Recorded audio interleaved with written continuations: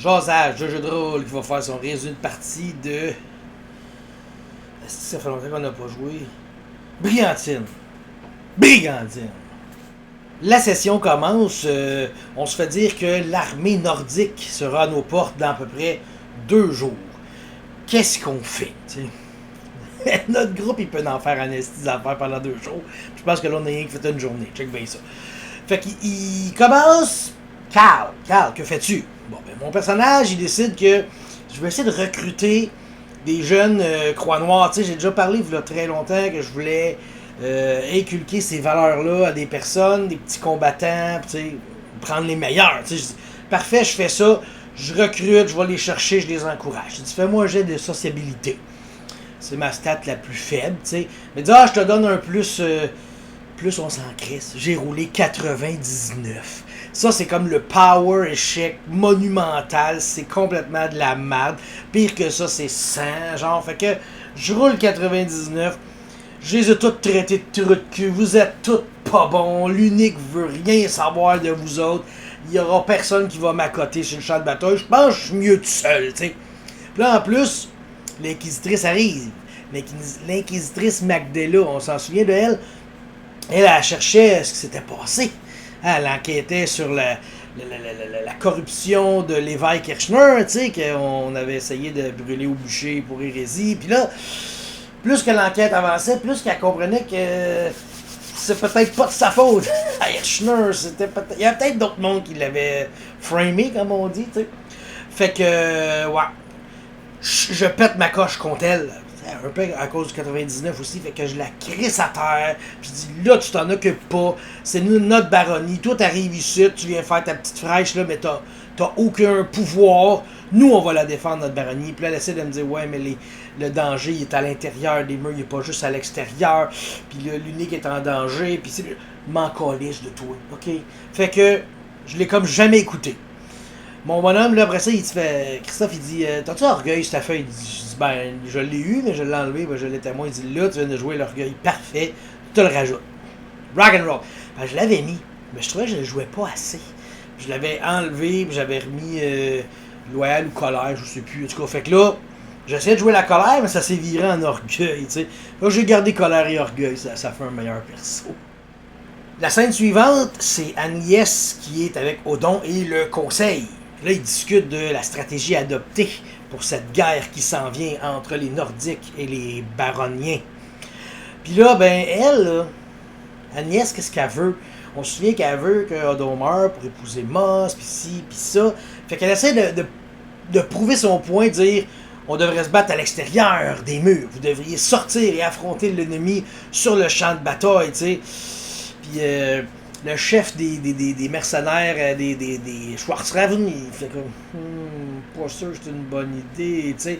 Puis celui des caparaçonnés, là, les belettes caparaçonnés, lui il fait comme ah ouais, mais tu eux autres sont bons sur le terrain, c'est des gars en armure, fait que ouais, il a réussi à passer son point.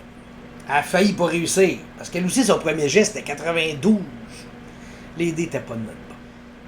Ni ça de son côté, elle s'en va voir justement les chefs des 2 gangs de mercenaires parce que elle se dit là on va avoir besoin d'aide puis Agnès ça fait pas trop ce qui devrait être fait, tu sais.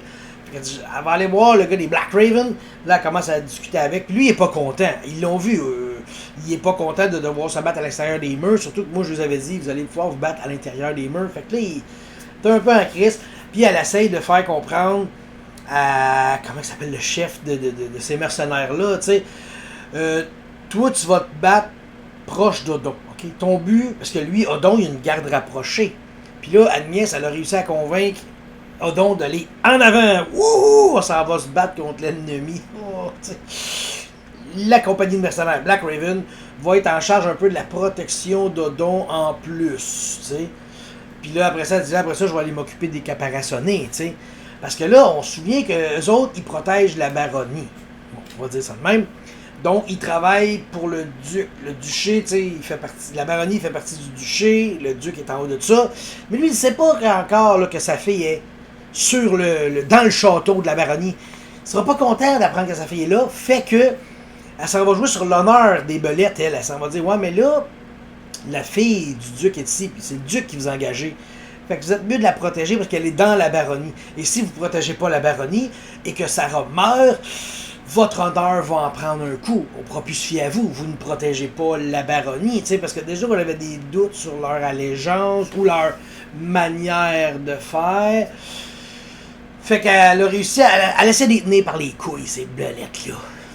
J'ai eu des couilles de belettes dans les mains, ni ça, ouais. La journée continue. Anne-Liesse, elle, est en train de se saouler dans sa chambre. Puis là, elle gribouille des dessins, parce que ça lui fait du bien. Puis là, elle a dessiné comme elle, qui a la tête de Odon, puis qui s'en va la porter à Moss. Puis là, elle gribouille un peu de même, puis là, Nissa s'en vient la voir, tu sais. Elle dit « Ça va, madame? » tu sais.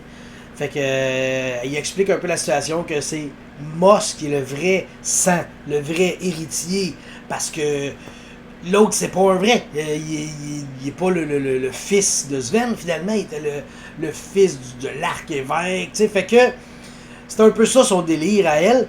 Puis là, elle écrit une lettre. La lettre dit « Moss, vous êtes l'héritier légitime du trône de la baronnie. Je veux vous épouser. » Mais elle signe pas son nom, tu sais. Puis elle laisse ça sur la table. Là, elle a des grosses douleurs au ventre, soudainement, Agnès, tu sais. Oh, qu'est-ce qui se passe? Puis là, son ventre, il est comme, pop! Elle est passé de 0 à 3 ou 6 mois enceinte, de même. Magie. Oh, pas bon ça, c'est pas bon, c'est jamais bon signe.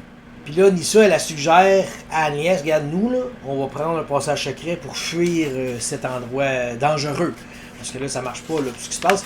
Puis là, Nissa, elle réalise que... Puis là, Nissa commence à réaliser que Agnès, elle va sacrifier la baronnie pour ses ambitions à elle. Puis Nissa, ça marche pas, là, tu sais. Fait qu'elle fait comme, bon, d'accord. Fait qu'elle se met à déboutonner son linge. Elle met du papier, le papier, puis son couteau, elle a toujours un couteau. Elle met ça à la table, elle dépose le papier, puis elle fait fascination sur Agnès. Ouais. Fait que là, Agnès, déjà qu'elle avait une bonne entente avec, là, elle s'en va une coche au-dessus, tu sais. Fait que, vu qu'elle était saoule, puis qu'elle était fascinée, fait que Nissa puis elle, ils ont une sex scene torride, tu comprends? Fait que, discute une petite scène lesbienne autour de la table. Fait toujours du bien, ça, un dimanche soir, tu sais. Puis là, quand que ça se termine, ben là, tu sais, Agnès est déjà saoule, elle est épuisée. Fait qu'elle tombe un peu dans un sommeil. Fait que Nissa, elle arrive, prend un couteau, boing! Ah non, elle l'assomme, elle la tue pas. Elle l'assomme solide, elle l'attache, elle la bâillonne, elle prend la lettre qu'elle a écrite et elle signe, elle rajoute le nom Agnès. Fait que là, c'est rendu que cette pièce-là, là, la lettre dit « Moss, vous êtes l'héritier légitime pour le trône, je veux vous épouser, Agnès. » Là, toutes les preuves sont là. Là, Nissa, elle a fait son plan, tu sais, elle dit « Je vais la faire arrêter pour trahison. » Mais il y a un loup qui se matérialise. Un loup de fumée blanche, un peu lumineuse, qui arrive, tu sais. Je me souviens un peu de ce loup-là. Nissa, elle l'a jamais vu, fait qu'elle se met à paniquer. Elle court à travers le château. Puis elle cogne dans la porte de Carl. « Carl, il y a un loup, là! » Quoi? J'ouvre la porte. Elle m'explique qu'elle a vu un loup blanc dans le château. Carl, relativement calme, dit « Ton loup, il était blanc. Il était comme un peu lumineux, fantomatique. » Elle dit « Oui, tu sais. » Fait comme « D'accord, je pense que c'est une partie de l'esprit de Jürgen ou quelque chose comme ça. Je vais aller voir. » Puis là, je regarde. Puis je vois pas de loup. Je vois que un tapis de brume. Puis là, après ça, elle me dit « Ah, Agnès, elle veut tuer Odon, pis ci, pis ça. » OK, qu'est-ce qui se passe? Puis elle dit, là, je l'ai assommé, je l'ai attaché, c'est une traîtresse, OK. Fait que je pars, je m'en vais, puis là, je m'en vais à la chambre d'Agnès. Puis là, ben, je traverse cette fumée-là, moi, m'impressionne pas tout. Là, je vois ça, fait que je couvre Agnès. Puis là, elle m'avait parlé aussi de son ventre. Fait que je vais essayer de faire un sort qui soigne, parce que mettons que c'est une blessure ou quelque chose dans son ventre, je vais essayer de la soigner. Ça fait rien. Fait que ça y a soigné la blessure, parce qu'elle avait une blessure à la tête, j'ai soigné cette blessure-là. Fin de même, moi. Je prends Agnès, je la sac sur mes épaules, je la ramène. J'ai pas vu le dessin qu'elle coupe la tête d'Odon puis elle la donne à Moss. Là, je reviens dans ma chambre, je la drop sur mon lit. Puis là, on la réveille, puis là, je lui demande qu'est-ce qui se passe. Parce que là, Nissa, elle me dit c'est une traîtresse, c'est une traîtresse, c'est une traîtresse, il faut la tuer, elle va tuer la. Mais Carl, lui, il se souvient, même s'il aime pas Agnès, il se souvient qu'elle a déjà été remplacée par un démon de la vie. Elle a été possédée par quelque chose. Fait que je me dis, il y a des chances que ce soit encore ça. Tu sais, il y a quelqu'un dans le château, une traîtresse qui veut. Pas une traîtresse, mais une entité démoniaque qui veut faire tomber la baronnie. Fait que j'y donne le bain des fesses du doute, tu sais. Puis bain des fesses parce que tout nu. Mais là, je l'avais enroulé d'une couverte. En tout cas, fait que là, je fais comme, bon, ok. Pour régler cette chose, on va la prendre, puis on va l'amener au cachot. On va la mettre en prison. Puis demain matin, on va essayer de voir qu'est-ce qui se passe avec ça. Fait que je la mets sur mes épaules. On descend en bas. On la drop dans le cachot. Le geôlier, c'est un homme dégueulasse. C'est genre l'œil à moitié fermé, tout est. J'ai jamais goûté à de la noblesse. Pour vrai, c'est dégueulasse. Christophe nous le décrit, il manque des bouts de cheveux, des cicatrices. Il y a plus de dedans, il articule mal, il se tient autour du marché-centre, puis il caille. Donc, je drop Agnès dans la cellule, et après ça, je pars en haut, lui chercher une robe, et j'y ramène ça, j'y donne ça, habille-toi. Fait que là, on la débaillonne, on la détache. Elle met sa robe, au moins pour avoir une certaine forme de classe dans sa cellule, mais elle me crache au visage, elle me crie après, elle insulte tout le monde, tu sais, ça confirme qu'elle est possédée, clairement, tu sais. Pendant ce temps-là, Nissa, elle a part, puis elle s'en va chercher le maître d'armes, Karl. Lui aussi, il s'appelle Karl von Falkenstein. Fait que Karl von Falkenstein, il descend en bas, il s'en vient voir ça, on lui montre la lettre, on lui explique la situation, je lui explique mes craintes de possession.